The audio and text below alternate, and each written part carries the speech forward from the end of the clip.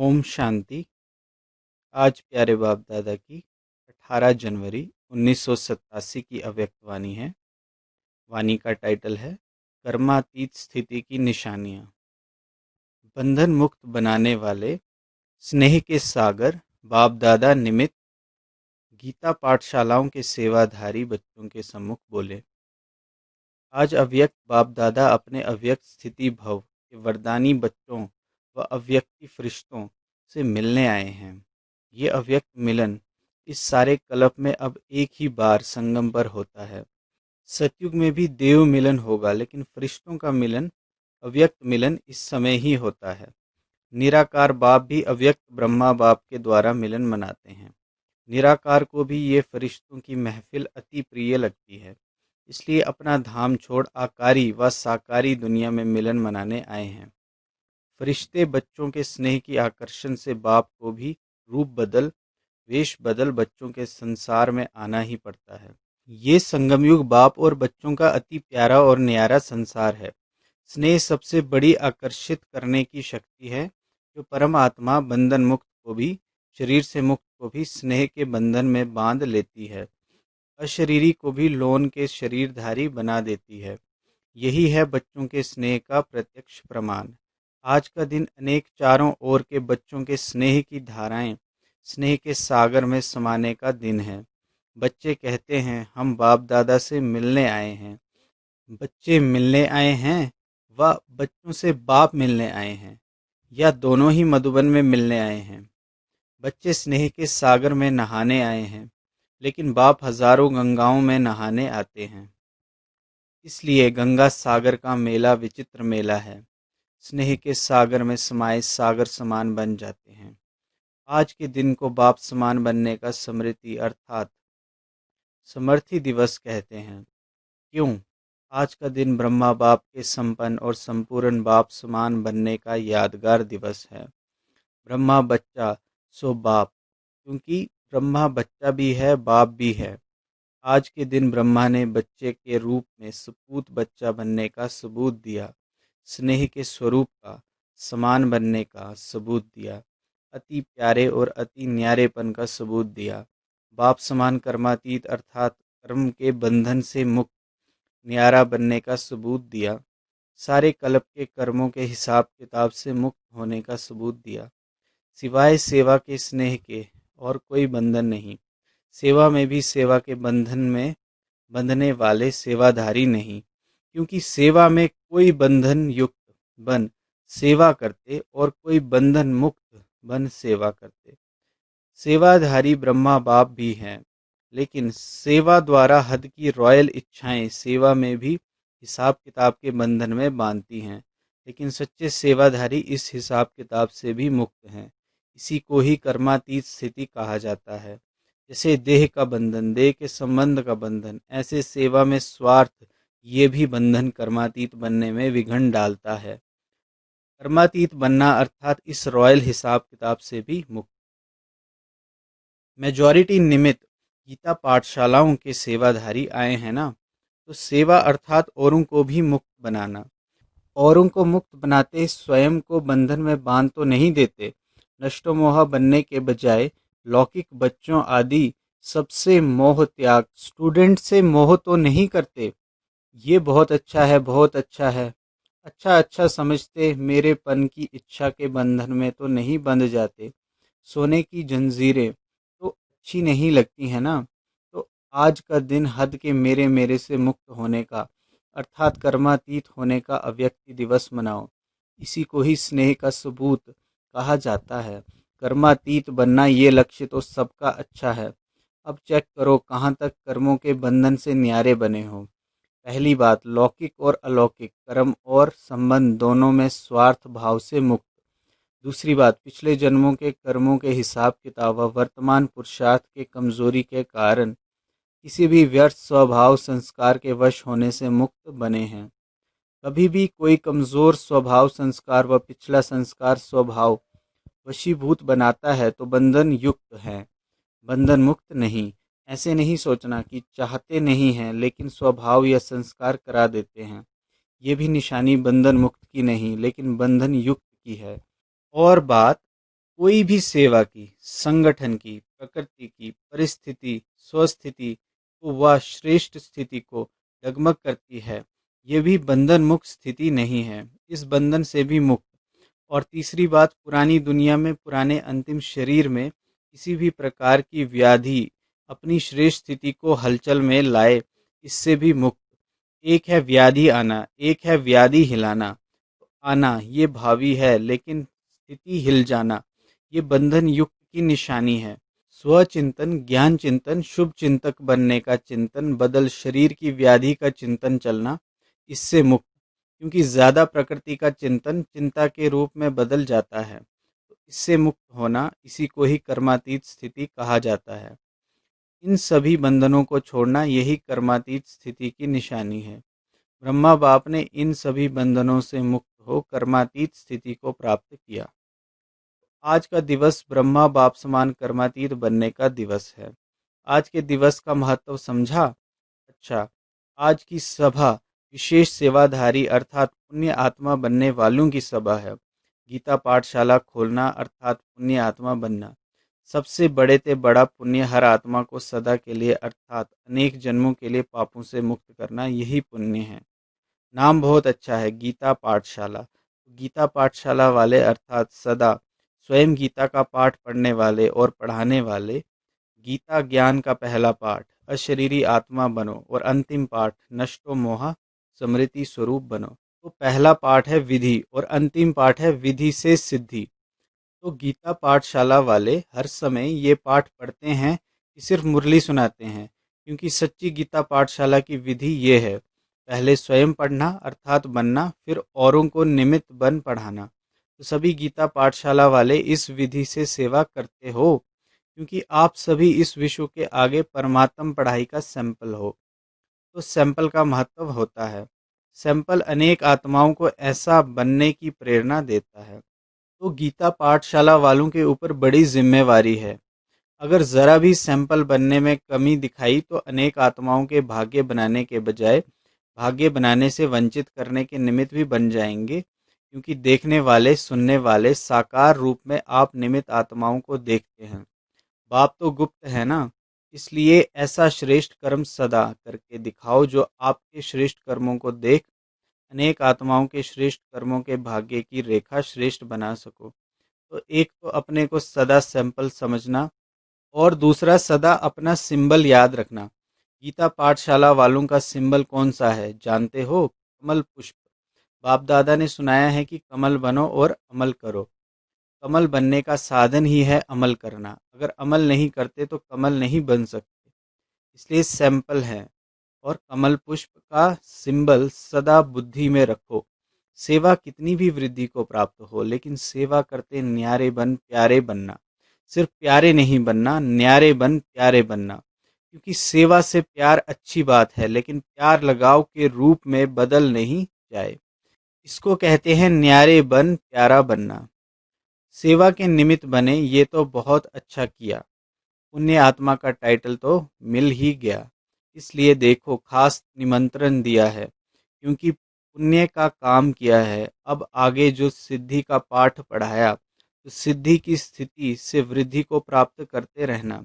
समझा आगे क्या करना है? अच्छा, सभी विशेष एक बात की इंतजार में हैं। वह कौन सी? रिजल्ट सुनाएं। रिजल्ट आप सुनाएंगे या बाप सुनाएंगे?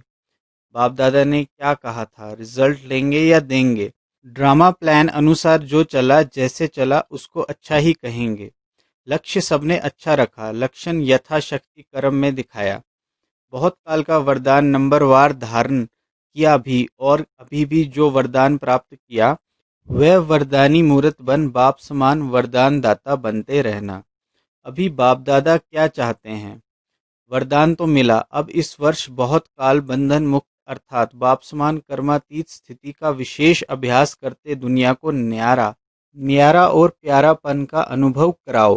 कभी कभी अनुभव करना, अभी इस विधि को बदल। बहुत काल के अनुभूतियों का प्रत्यक्ष, बहुत काल अचल अडोल निर्विघ्न निर्बंधन निर्विकल्प निर्विकर्म अर्थात निराकारी निर्विकारी निरंकारी, इसी स्थिति को दुनिया के आगे प्रत्यक्ष रूप में लाओ। इसको कहते हैं बाप समान बनना। समझा? रिजल्ट में पहले स्वयं से स्वयं संतुष्ट वह कितने रहे, क्योंकि एक है स्वयं की संतुष्टता, दूसरी है ब्राह्मण परिवार की संतुष्टता, तीसरी है बाप की संतुष्टता। तीनों की रिजल्ट में अभी और मार्क्स लेनी है। तो संतुष्ट बनो, संतुष्ट करो, बाप की संतुष्ट मनी बन सदा चमकते रहो। बाप दादा बच्चों का रिगार्ड रखते हैं, इसलिए गुप्त रिकॉर्ड बताते हैं। होनहार हैं, इसलिए बाप सदा संपन्नता की स्टेज देखते हैं। अच्छा, सभी संतुष्ट मनिया हो ना? वृद्धि को देख करके खुश रहो। आप सब तो इंतजार में हो कि आबू रोड तक क्यों लगे, तो अभी तो सिर्फ हाल भरा है। फिर क्या करेंगे? फिर सोएंगे या अखंड योग करेंगे? ये भी होना है, इसलिए थोड़े में ही राजी रहो। 3 पैर के बजाय 1 पैर पृथ्वी भी मिले तो भी राजी रहो। पहले ऐसे होता था, ये नहीं सोचो। परिवार के वृद्धि की खुशी मनाओ। आकाश और पृथ्वी तो छूटने वाले नहीं है ना? पहाड़ तो बहुत है। ये भी होना चाहिए, ये भी मिलना चाहिए, ये बड़ी बात बना देते हो। ये दादियाँ भी सोच में पड़ जाती हैं, क्या करें कैसे करें। ऐसे भी दिन आएंगे जो दिन में धूप में सो जाएंगे, रात में जागेंगे। वो लोग आग जलाकर आसपास बैठ जाते हैं गर्म होकर के। आप योग की अग्नि जला करके बैठ जाओगे। पसंद है ना? या खटिया चाहिए? बैठने के लिए कुर्सी चाहिए? ये पहाड़ की पीठ कुर्सी बना देना। जब तक साधन है तो सुख लो, नहीं है तो पहाड़ी को कुर्सी बनाना। पीठ को आराम चाहिए ना? और तो कुछ नहीं। 5,000 आएंगे तो कुर्सियाँ तो उठानी पड़ेंगी ना? और जब क्यू लगेगी तो खटिया भी छोड़नी पड़ेगी। एवर रेडी रहना, अगर खटिया मिले तो भी हाँ जी, धरनी मिले तो भी हाँ जी। ऐसे शुरू में बहुत अभ्यास कराए हैं। 15-15 दिन तक दवा खाना बंद रहता। दमा के पेशेंट भी डोडा बाजरे की रोटी और लस्सी पीते थे, लेकिन बीमार नहीं हुए, सब तंदुरुस्त हो गए। तो ये शुरू में अभ्यास करके दिखाया है, तो अंत में भी होगा ना? नहीं तो सोचो, दमा का पेशेंट और उसको लस्सी दो तो पहले ही घबरा जाएगा। लेकिन दुआ की दवा साथ में होती है, इसलिए मनोरंजन हो जाता है, पेपर नहीं लगता है, मुश्किल नहीं लगता, त्याग नहीं, एक्सकर्शन, आमोद प्रमोद, मनोरंजन हो जाती है। तो सभी तैयार हो ना, या प्रबंध करने वाले के पास टीचर्स लिस्ट ले जाएंगी, इसलिए नहीं बुलाते हैं ना? समय आने पर ये सब साधन से भी परे साधना के सिद्धि रूप में अनुभव करेंगे। रूहानी मिलिट्री सेना भी हो ना? मिलिट्री का पार्ट भी तो बजाना है। अभी तो स्नेही परिवार है, घर है, ये भी अनुभव कर रहे हो। लेकिन समय पर रूहानी मिलिट्री बन, जो समय आया उसको उसी स्नेह से पार करना, ये भी मिलिट्री की विशेषता है। अच्छा, गुजरात को ये विशेष वरदान है जो एवर रेडी रहते हैं, बहाना नहीं देते हैं। क्या करें कैसे आएं, रिजर्वेशन नहीं मिलती, पहुंच आते हैं। नज़दीक का फ़ायदा है। गुजरात को आज्ञाकारी बनने का विशेष आशीर्वाद है, क्योंकि सेवा में भी हांजी करते हैं ना। मेहनत की सेवा सदा गुजरात को देते हैं ना। रोटी की सेवा कौन करता है? स्थान देने की, भाग दौड़ करने की सेवा गुजरात करता है। बाप दादा सब देखता है, ऐसे नहीं बाप दादा को पता नहीं पड़ता। मेहनत करने वालों को विशेष महबूब की मोहब्बत प्राप्त होती है। नज़दीक का भाग्य है और भाग्य को आगे बढ़ाने का तरीका अच्छा रखते हैं। भाग्य को बढ़ाना सबको नहीं आता है, कोई को भाग्य प्राप्त होता है लेकिन उतने तक ही रहता है, बढ़ाना नहीं आता। लेकिन गुजरात को भाग्य है और बढ़ाना भी आता है, इसलिए अपना भाग्य बढ़ा रहे हो। ये देख बाप दादा भी खुश है। तो बाप की विशेष आशीर्वाद ये भी एक भाग्य की निशानी है। समझा? जो भी चारों ओर के स्नेही बच्चे पहुँचे हैं, बाप दादा भी उन सभी देश विदेश दोनों के स्नेही बच्चों को स्नेह का रिटर्न, सदा अविनाशी स्नेही भव का वरदान दे रहे हैं। स्नेह में जैसे दूर दूर से दौड़कर पहुँचे हो, ऐसे ही जैसे स्थूल में दौड़ लगाई समीप पहुँचे, सम्मुख पहुँचे, ऐसे पुरुषार्थ में भी विशेष उड़ती कला द्वारा बाप समान बनना, अर्थात सदा बाप के समीप रहना। जैसे यहाँ सामने पहुँचे हो, वैसे सदा उड़ती कला द्वारा बाप के समान समीप ही रहना। समझा क्या करना है? ये स्नेह, दिल का स्नेह, दिलाराम बाप के पास आपके पहुंचने के पहले ही पहुंच जाता है। चाहे सम्मुख हो, चाहे आज के दिन देश विदेश में शरीर से दूर हैं, लेकिन दूर होते हुए भी सभी बच्चे समीप से समीप दिल तक नशीन हैं। तो सबसे समीप का स्थान है दिल। तो विदेश व देश में नहीं बैठे हैं, लेकिन दिल तक पर बैठे हैं, तो समीप हो गए ना। सभी बच्चों की याद, प्यार, उलहने, मीठी मीठी रूह रूहाने, सौगातें सब बाप के पास पहुंच गई। बाप दादा भी स्नेही बच्चों को सदा मेहनत से मुक्त हो, मोहब्बत में मगन रहो, ये वरदान दे रहे हैं। तो सभी को रिटर्न मिल गया ना। अच्छा, मधुबन निवासी तो सदा ही भाग्य की महिमा गाते ही रहते हैं, और भी भाग्य की महिमा गाते, और स्वयं भी अपने भाग्य की महिमा के गीत गाते रहते। मधुबन निवासी अर्थात सदा मधुरता द्वारा बाप के समीपता का साक्षात्कार कराने वाले। संकल्प में भी मधुरता, बोल में भी मधुरता, कर्म में भी मधुरता, यही बाप की समीपता है। इसलिए बाप भी रोज क्या कहते हैं और बच्चे भी रिस्पॉन्ड रोज क्या करते हैं, जानते हो? बाप भी कहते हैं मीठे मीठे बच्चों, और बच्चे भी रिस्पॉन्ड करते मीठे मीठे बाप। तो ये रोज का मधुरता का बोल मधुर बना देता है। तो सदा मधुरता को प्रत्यक्ष करने वाले मधुबन निवासी श्रेष्ठ आत्माएं हैं। मधुरता ही महानता है। इसमें मधुरता नहीं तो महानता नहीं अनुभव होती। फिर कभी सुनाएंगे कि संकल्प की मधुरता क्या है। समझा? अब तो सबसे मिल लिए। अच्छा, इसको ही कहते हैं अलौकिक मिलन।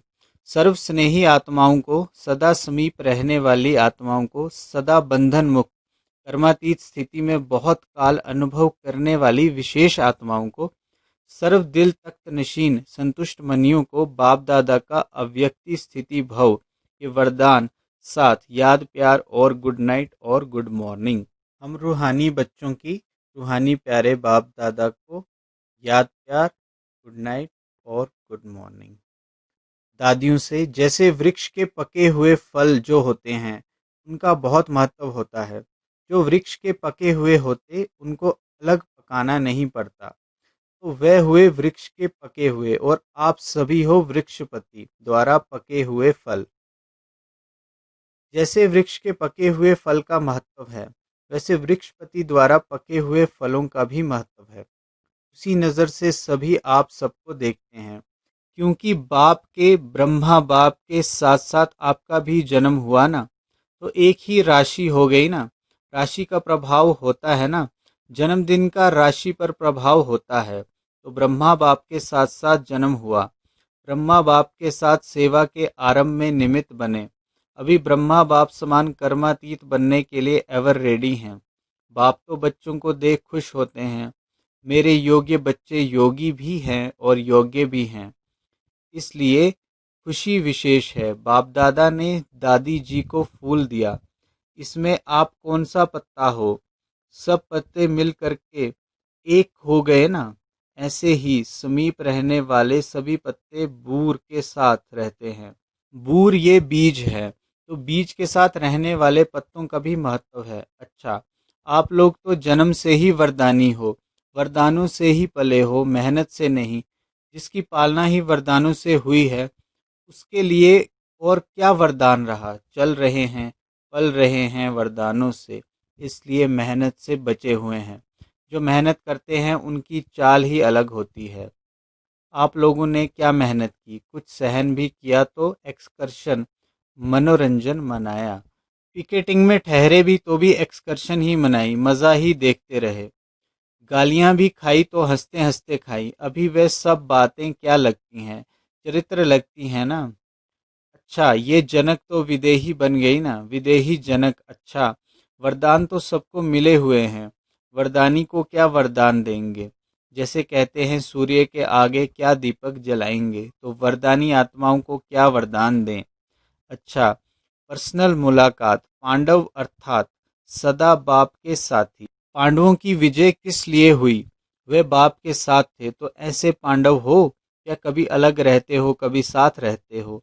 कभी माया के साथ तो नहीं चले जाते, क्योंकि माया के साथ रहेंगे तो बाप नहीं रह सकता। या माया होगी या बाप। सदा बाप के साथ रहने वाले पांडव ही विजयी हैं। शक्तियां भी सदा विजयी हैं। शिव और शक्ति कंबाइंड हैं तो सदा विजयी हैं। शक्तियों का झंडा सदा ऊंचा रहता है, ये झंडा ही विजय की निशानी है, तो सदा झंडा ऊंचा रहे। अच्छा। ओम शांति।